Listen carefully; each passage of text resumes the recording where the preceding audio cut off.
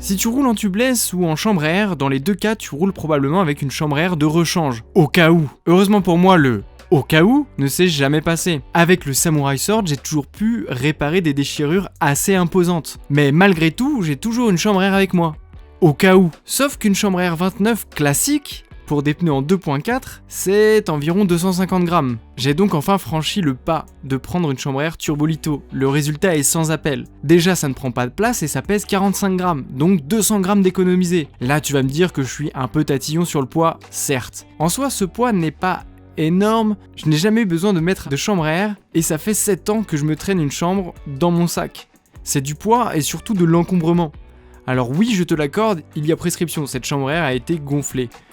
Donc elle est plus épaisse que si elle sortait du carton. En attendant, elle est comme ça et maintenant je dois faire avec. La chambre à air Turbolito peut apparaître comme un produit de luxe. 30 € la chambre, mais en même temps, ce poids mort commençait à m'énerver, surtout la place dans ma sacoche. Bref, si tu roules depuis longtemps, tu sais qu'économiser 200 grammes sur un vélo peut coûter des centaines d'euros. Au final, 30 € c'est peu. Bref, je pense que pour mon utilisation, c'est une bonne option car elle a plus de chances de rester rangée dans ma sacoche. Maintenant, si tu roules en chambre, 30 € la crevaison, c'est assez onéreux. À ce prix-là, passe en tubeless directement.